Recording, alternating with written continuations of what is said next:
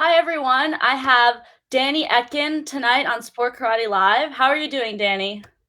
I'm doing great. How about you? I'm doing amazing. Beautiful weather, cannot complain. Where are you right now? Currently, I'm in Connecticut. I'm in Norwalk, Connecticut, Okay. at my So, mom's oh, place. sorry, not to cut you off. Just introduce you so everyone gets oriented. Danny Etkin is a multiple-time world champion martial artist. He's my age. We're both currently in college. He attends USC in California, so a power student and also a power martial artist. And he specializes in CMX, so CMX forms and weapons. And I'm super excited to have Danny on the show. Yeah. Thank you for having me. So can you tell me a little bit more about how you started martial arts? What's your background and what style you do? Yeah, so the way that I started is actually a pretty funny story.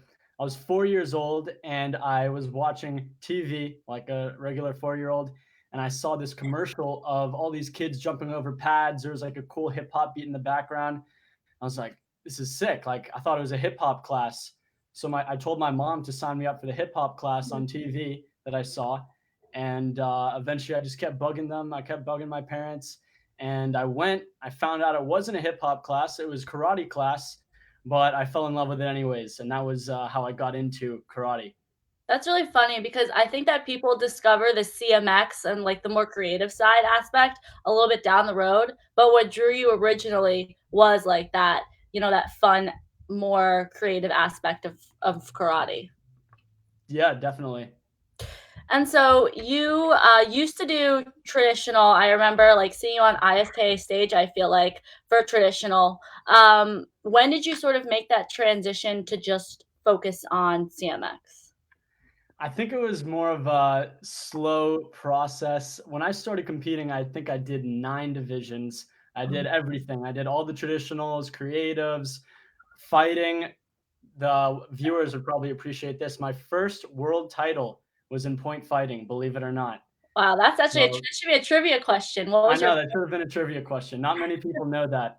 But yeah, technically my first world title, I was super young. And then I slowly but surely I just started transitioning to only the CMX stuff. I think fighting I think fighting was the first to go. Actually, creatives were the first to go. And then it was fighting, and then from there I think it was traditional forms, and then probably by around 2013 or so, I think traditional weapons was the last one to go for me, just leaving me with the CMX, or musical and extreme forms and weapons. Yeah. And so now you're doing those, I guess the musical and the extremes, and you're in the adult division, and you were a serious dominator, if that's a word. You dominated We'll go the with that. yeah, the junior division. What was it like, sort of having those expectations to live up to when you transitioned into the adult division? Yeah, for me, I actually felt like there was no expectations in the adult division. I felt like I'm the young, fresh kid moving up, and nobody's probably expecting me to win because I'm like I don't know, the new kid on the block. So for me, it was really fun because I felt like I did kind of have that target on my back for so much of my youth career. But when Mhm. I moved up, it was really exciting for me to feel like the underdog again. And personally, I feel like I thrive in that underdog position. I love it. So that was fun for me. Yeah, and so what was your first big win as an adult? First big win was AK Warrior Cup, my first tournament as the adult. Yeah. It was really special for me because I wasn't even actually 18 yet. I was Mhm. 17. Mhm. So it was really cool for me to just go in there and just take that first Warrior Cup as my first tournament in the adult division before being an adult, technically. Yeah. And I think the Warrior Cup is something that even adults strive to get. And out of the gate, out of the jump, you won that tournament, which is really crazy. And correct me if I'm wrong. Did you split that to Jackson take weapons? I would assume so. I Uh, know I took the forms ones. I'm not exactly sure who took the weapons though.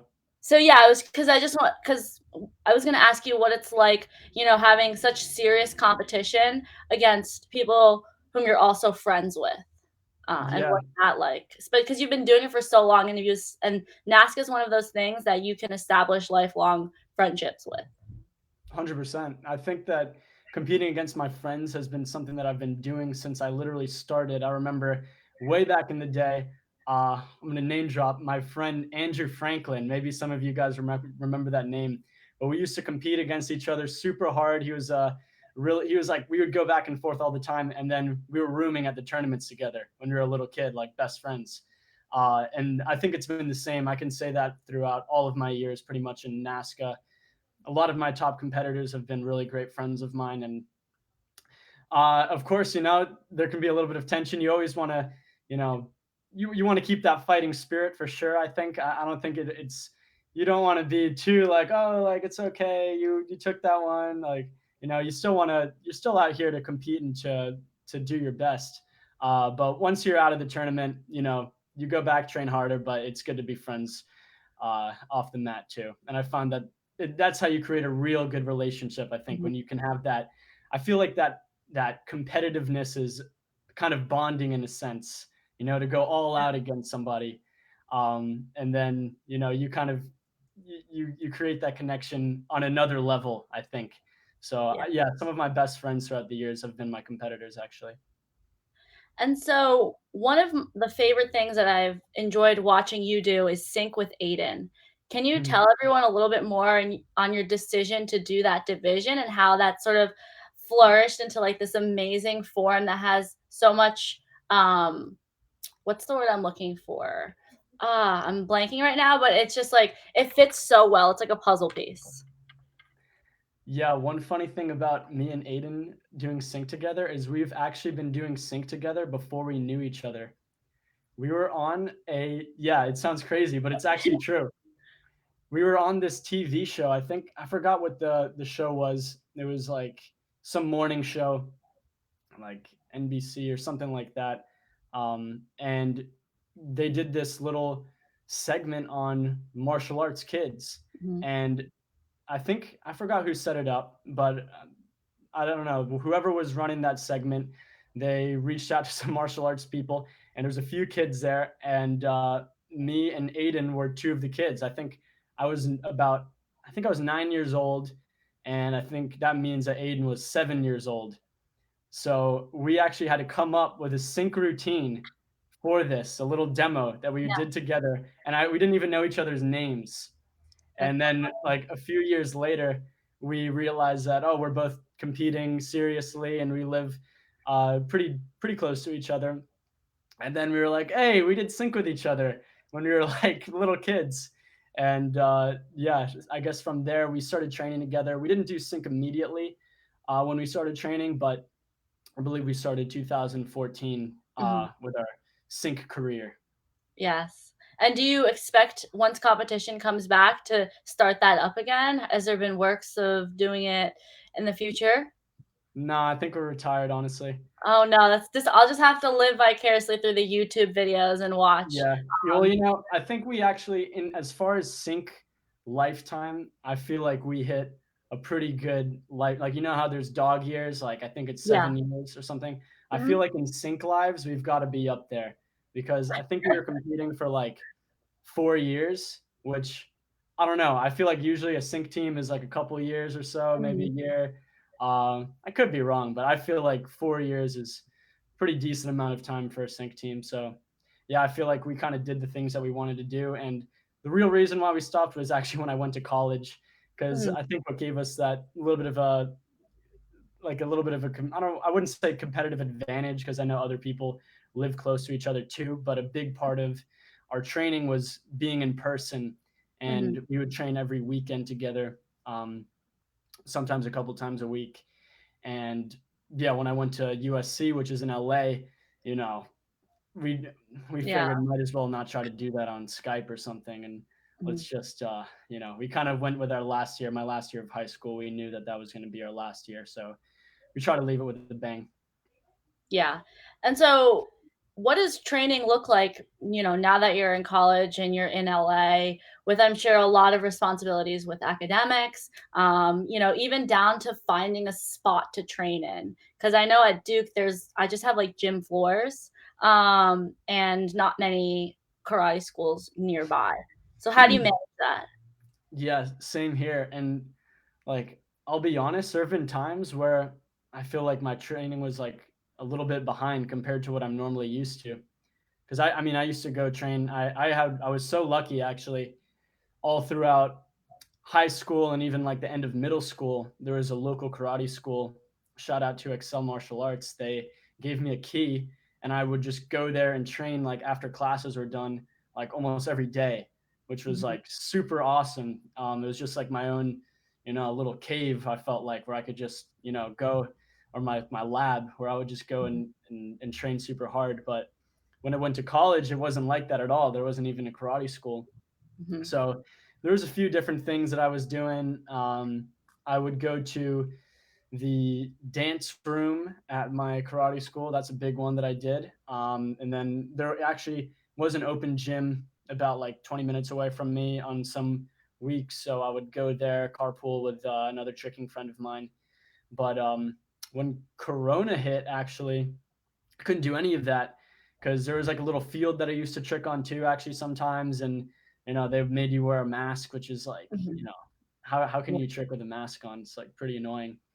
And so what I actually did was I went to my garage rooftop every morning actually, and I was like, I don't know how else to train because right.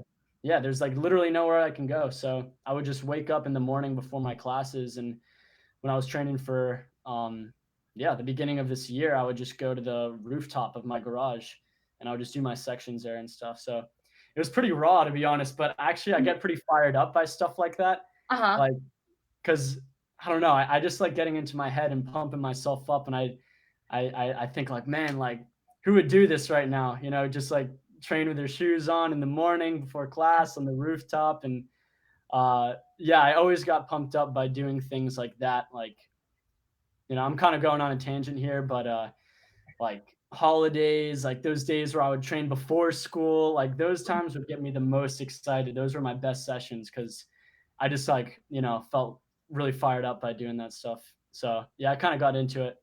Yeah, definitely. I'm getting the vibe that like adversity definitely fuels you, and you're not one of those people that like shuts down because the rest of the world has shut down, say for COVID-19.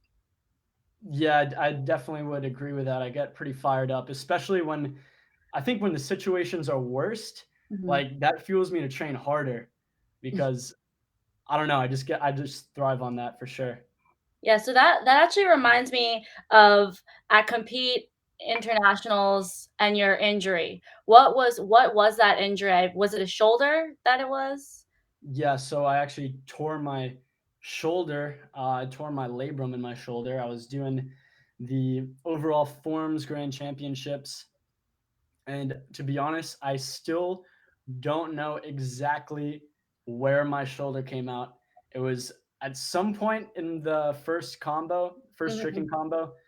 I watched the video so many times. I have an idea of where it might have been, but all I know is I did a punch right after I landed, and I couldn't go past this, and I was like, man, this is like, why can't I punch more than that? And I mhm, tried to keep going, and then like I went to about this position here, and then yeah, I just realized that something was off, and I just looked over, and like my shoulder was just like hanging out. So mhm. then I just hobbled off stage.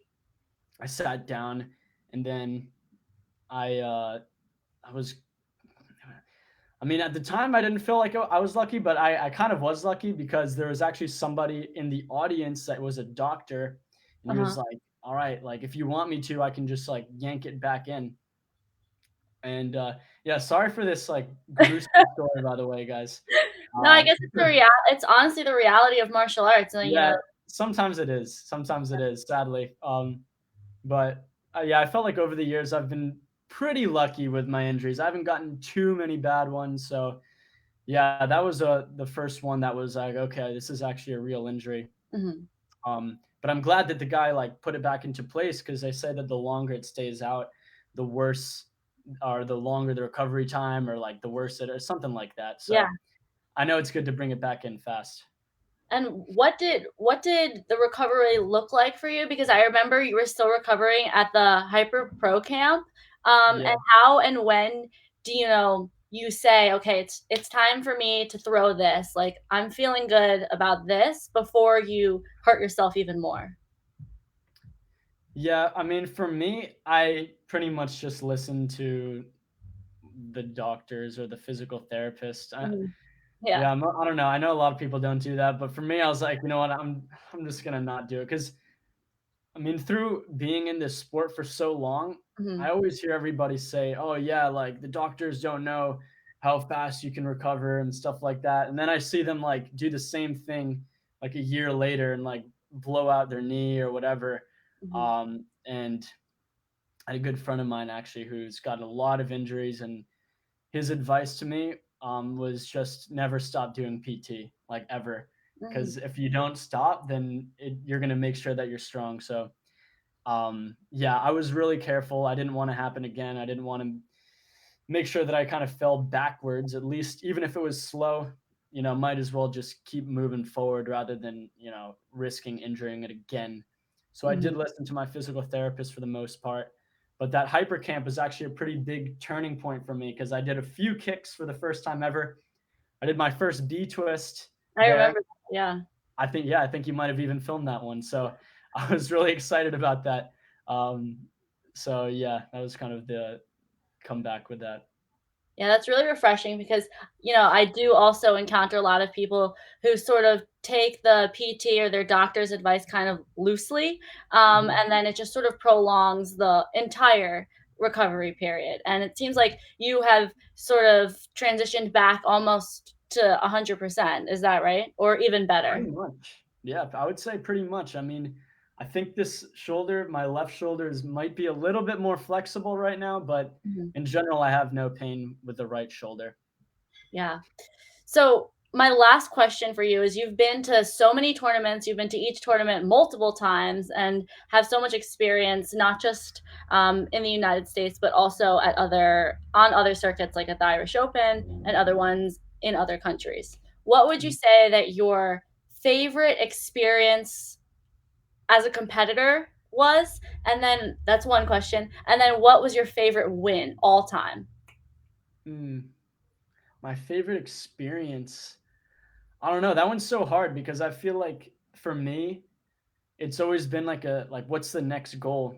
Mhm, So, I mean, the first time that I do anything, it's like a huge experience, but then you want the next one. So, first time, I mean, I'll always remember the first time I won runoffs. I mean, that was a big one. New mhm. England Open, and I think my first win was at New England Open too, actually. Wow. So that was a pretty big tournament for me. But yeah, I feel like there's always like every year, it's like you have your goal, and when you Mhm, hit it, it's like the best thing. So I can't really think of of my favorite experience ever, but there've definitely been a lot of great ones throughout the years. As far as my favorite win ever, I probably would have to say um, Triple Isca was a pretty big one for me. I like that one because my coach, that was like one of the things that I know it was his goal for a while, mhm. and I was like, okay, maybe like I can get that. So yeah, that was really cool for me to get that one. And there's been a couple few ones that I feel like, you know, almost like for some personal reasons, I felt like, man, I want to do really good to like represent certain people. Like the diamonds was really special. One year, because I kind of like dedicated that to my aunt, and that was really special to do, well at that tournament. Mm. Um, but yeah, there's been a couple, but I'd say that the U.S. Open was definitely, as far as wins go, that one was pretty unique because I don't think there are too many people that have gotten triple U.S. Open in the same night. Yeah. And so, thank you so much for coming on to the show, Danny. I know that we'll hopefully have you back on soon because you have some things in the works to really push this Yep, sport forward. And I'm excited super for excited about that to that. come to fruition. For sure. Yeah, there's going to be Yeah. some exciting things coming soon. So definitely stay tuned for that. Yeah, and we'll All have right. you Thank you back so much, on Bella. on Point Fighter. Awesome. Power.